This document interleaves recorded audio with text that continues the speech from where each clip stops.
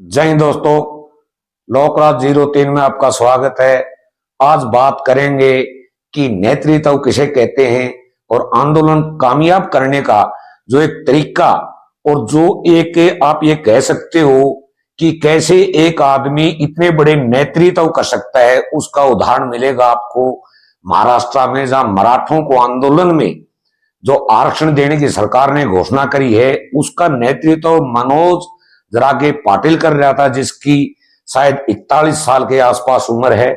आपने देखा होगा कि उसने किस तरीके से अपने आंदोलन को चलाया है, न कहीं हिंसा होने दी, न कहीं किसी प्रकार को मीडिया को उसके अंदर घुसने दिया, न कोई अनाप शनाप किसी जाति के लिए, धर्म के लिए, किसी पार्टी के लिए, किसी भी प्रकार का आपने देखा नहीं होगा कि उसमें कोई गुस्सा है या कोई तोड़फोड़ है।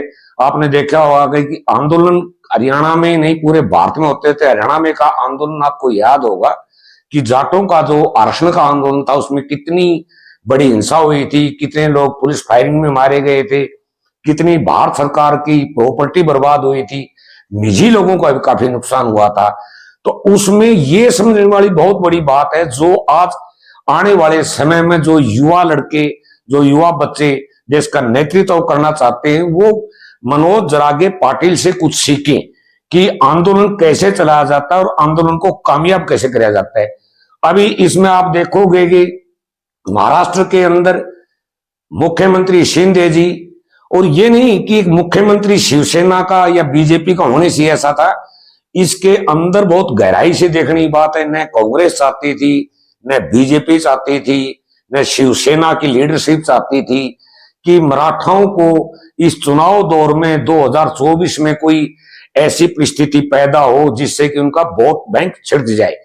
आपने देखा होगा कि कांग्रेस, जितनी भी पार्टियां हैं जो खास वर्ग से जिन लोगों का संबंध है, वो भिन्न भिन्न पार्टी में राजनीति करते हैं, उनने बहुत कोशिश करी कि इस आंदोलन को हिंसक रूप दे दिया जा या इस आंदोलन को असफल कर दिया जा। देखा होगा कि मनोज ने जो अपनी एक रणनीतिक सोच बना के रखी, वो इस तरह से बना के रखी कि उसने मीडिया को या बहुत बड़े संघर्ष समितियां नहीं बनाई, हर आदमी को लीडर नहीं बनाया। उसकी टीम के अंदर आदमी थे, इसमें दो राय की बात नहीं, लेकिन वो केवल एक लीडरशिप अपने नेतृत्व में कर रहा था। साथ में आपने देखा होगा कि उनके अंदर अनुशासन किस तरह से था। आपने देखा होगा 26 जनवरी का आना, उसी टाइम मराठों का बॉम्बे की तरफ मूव कर जाना अपने आप में बहुत बड़ी बात है। वैसे ही अगर आप देखोगे हिंसा, राजस्थान में आपने देखा होगा गुजरों का आंदोलन हुआ, उसमें भी हिंसा हुई। हरियाणा में जाटों का आंदोलन हुआ, उसमें भी हिंसा हुई। इनमें समझने वाली बात यह है कि नेतृत्व जो था वो दोनों स्टेट में, चाहे राजस्थान है, चाहे हरियाणा है, चाहे वो नॉर्थ ईस्ट के भी जो कुछ क्षेत्र हैं, वहां हिंसा का एक कारण है। वहां एक मुख्य लीडरशिप है, वो इन क्षेत्रों में आपको कहीं नजर नहीं आएगी। यहां स्वयंभू लीडर थे जो अपनी पार्टी में, मतलब कि जो अपनी जाति के लिए जो संघर्ष कर रहे थे, वो अपनी एक पहचान बना रहे थे। आंदोलन भारत में नहीं, पूरे विश्व के अंदर जब जब आंदोलन हुए हैं, तब तब आंदोलन से नेता पैदा होते हैं। ये आप याद करो कि 1977 में जब आपातकाल के बाद में बहुत लोग जो राजनीति में आए, जो आज स्थायी रूप में हैं, कुछ इस दुनिया में नहीं भी हैं। आपने देखा हो कि जो आंदोलन करने का तरीका है, उसमें लीडरशिप का होना बहुत जरूरी है। लीडरशिप अगर आप सीखोगे तो मनोज जरागे जो पाटिल है, उसने बहुत ही तरीके से, कहीं पर भी उसने आंदोलन से अपनी नजर नहीं हटने दी। उसने एक ही बार में, जो बॉम्बे में बैठी सरकार थी, जो महाराष्ट्र सरकार थी, एक ही चैलेंज किया कि मैं हर हाल में, हर सूरत में मैं मराठों को आरक्षण लेकर ही रहूंगा। उसमें कोई किंतु परंतु आगे पीछे नहीं हुआ। आपने देखा होगा कि आप सोच रहे हो कि आंदोलन की ये पहली डिमांड है, तो कुछ मैं आपको तथ्य जो मेरे पास उपलब्ध हुए हैं वो मैं आपको थोड़ा बताना चाहूंगा कि भारत के अंदर 1901 में महाराष्ट्र के कोल्हापुर में साहू जी महाराज ने पिछड़ों के लिए, दलित जो वंचित लोग थे उनके लिए आंदोलन की मांग करी थी, जातियों के लिए, तो उस टाइम में 50% आरक्षण दे दिया गया था। उसके बाद में देश में चलता रहा, देश आजाद हो गया। आजाद के बाद में 1980 में मंडल आयोग की रिपोर्ट आई, जिसको बीच में कई सरकारें आई, उससे पहले भी कई सरकारें रही, उन्होंने लागू नहीं कराया।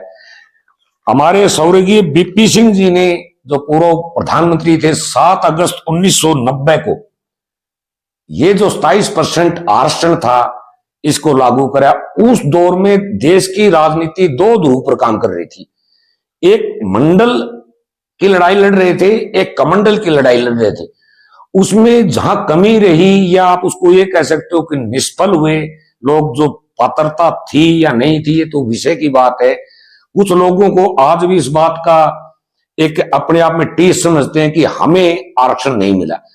उस आंदोलन को कुछ लोगों ने इस तरह से बदलाव कर दिया कि वो हिंसा में प्रवृत्ति हो गया, और जहां आंदोलन में हिंसा आ गई, आप ये मान लो कि वो आंदोलन खत्म है।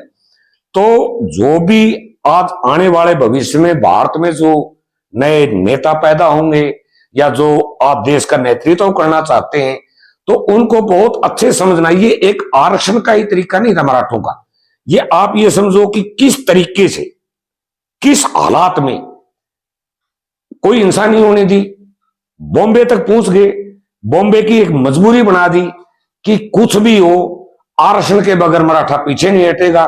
ये भी नहीं कि उसको तोड़ने के लिए जो विरोधी लोग थे, जो अपनी राजनीति करना चाहते थे, वो किसी जाति की भी हो सकते हैं, धर्म को, लेकिन उनने इसको नहीं घुसने दिया।